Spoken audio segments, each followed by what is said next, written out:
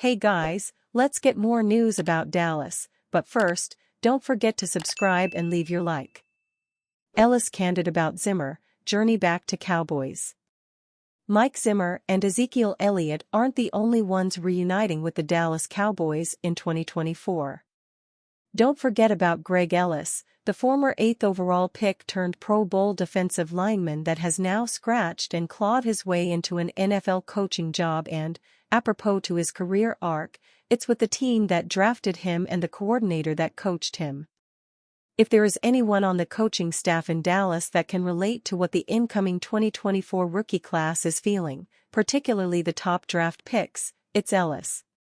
That kind of empathy will go a long way in bringing along players like defensive end Marshawn Kneeland, whom Ellis will be directly responsible for developing. "Oh yeah, I can definitely relate to that pressure they're feeling," said Ellis. "But it's good to be on the other end. It's good to have played here and to now coach here. For me, it's really a dream come true." It hasn't been an easy journey to this point for Ellis. Quite the contrary, actually, but before he took a single step toward it, he chose to put his family first, and that meant also factoring in the time he spent away in his 12 years as a player in the league, the final year being in Oakland with the Raiders. "My first opportunity to coach, I couldn't take advantage of it," he explained. "I wanted my kids to get a bit older. They're older now, so it works out well for my family and myself to be involved with coaching. Zim, and even Bill Parcells, they always told me I needed to coach when I first retired. I loved it and wanted to do it, but I'm a workaholic, to be honest with you, and I know that football welcomes that, but it wouldn't have been good for my family, being so young." He'd finally pursue the next chapter of his professional career when he took the job as head coach of Texas College in Tyler, Texas, more than 2 hours away from his home in Southlake, Texas, and remained there until he accepted the same role at Southwestern Assemblies of God, SAGU, in Waxahachie, Texas, 1 hour away from his home. Ellis has paid his dues, even when that included washing team uniforms, as head coach. Add that to the character of a man who once returned from a ruptured Achilles to earn his aforementioned Pro Bowl nod along with honors as NFL Comeback Player of the Year in 2007, and it's not difficult to see the value he brings as a leader and mentor on defense. When people say, "He's only here because he played for the Cowboys," I'm like, nah, I had to go through some stuff to get here, and I'm glad I did," said Ellis. "I came in to coaching at ground level, driving 2 hours every day to get to football practice from Southlake to Tyler, doing the teens, laundry, all that kinda stuff I went through. I did all those things. A lot of work went into getting here. And now that he's back here in Dallas, Ellis is looking to rekindle the success he had with Zimmer in yesteryear, but in a much different way this time around. The biggest change with him is me being a coach, and me not playing for him," he said of Zimmer. "I have a tremendous respect for him from when I played for him, because he's a tremendous teacher of the game. He taught me a lot about the game. To be on the other side of it with him is different for me. It's also different in that Zimmer isn't yelling at him on a rep-to-rep basis." "You said it, I didn't, but I agree with you," Ellis quipped, semi-jokingly. "He holds coaches to be responsible. I've been around him long enough to know that whatever you tell him you're going to do, he's going to hold you to it. He's not gonna forget it. And that's the good thing about him and what makes him a good coach. I really can't think of a better coach for me to be under than him." It's also true that those familiar with Zimmer's abrupt, direct and justifiably demanding coaching style, e.g., Ellis, Eric Kendricks, are being tasked with acclimating the current stable of players to what the new standard will be in 2024. This will be especially important for the first-year defensive players, but Ellis has already warned them to focus on the substance of the directives. Richard Sherman predicts Cowboys record this season. The Dallas Cowboys aren't a Super Bowl contender entering the season. Nonetheless, they should still be a playoff team in 2024. Their schedule isn't that complicated, and 2 of the teams in their division won't be very good. With that in mind, former Super Bowl champion Richard Sherman shared his prediction for their record this season.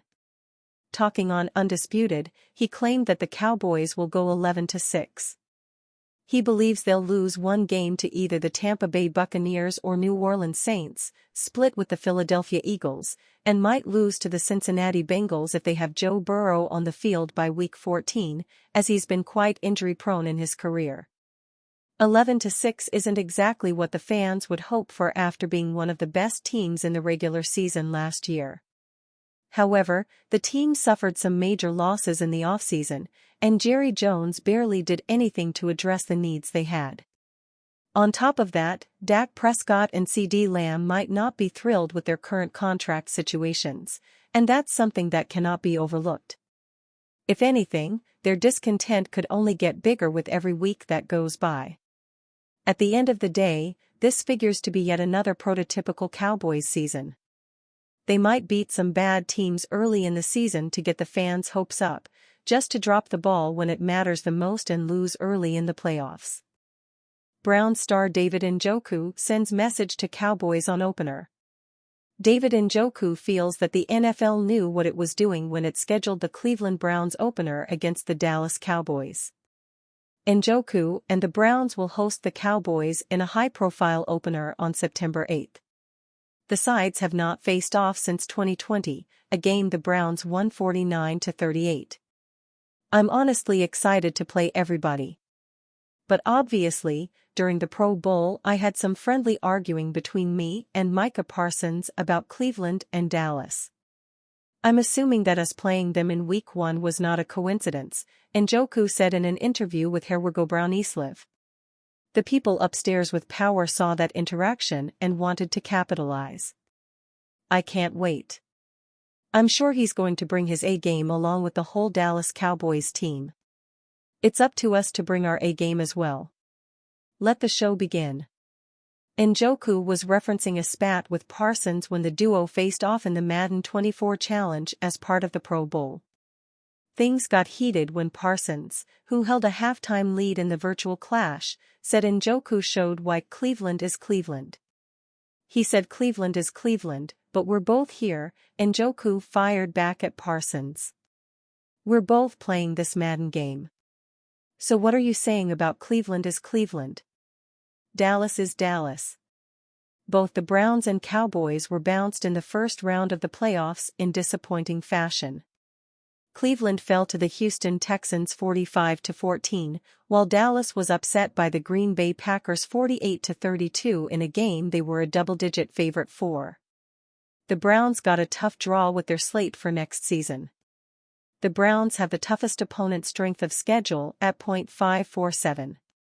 But Cleveland has some early winnable games, and ESPN's Daniel Oyefusi sees the Browns gaining some cushion early on. The Browns will enter their bye week atop the AFC North with a 7-2 record. Cleveland's chances of a strong start will be boosted if running back Nick Chubb, returning from a pair of knee surgeries, is ready for Week 1, Oyefusi wrote. But there are winnable road games early against the Raiders and Commanders. The Browns also host 3 straight games against the Bengals, Ravens, and Chargers before the bye. Cleveland will give itself some breathing room before a tough second-half finish. Cleveland has 4 primetime games in all, tied for the third most in the league. The Browns found some interesting ways to reveal their schedule, which has become a tradition around the league. Cleveland used memes to talk about their opponents and used a trash can to depict the Pittsburgh Steelers. Who is running this? Njoku commented with some crying laughing emojis. Njoku is coming off a big season. He led the Browns with 81 receptions and notched career highs in yardage, 882, and touchdowns, 6. Njoku earned his first Pro Bowl nod thanks to his performance. Njoku has come a long way since being selected with the number 29 overall pick in 2017. He has the potential for an even bigger year with quarterback Deshaun Watson set to return. And you fan? What do you think of the situation of David Njoku? Leave your opinion in the comments.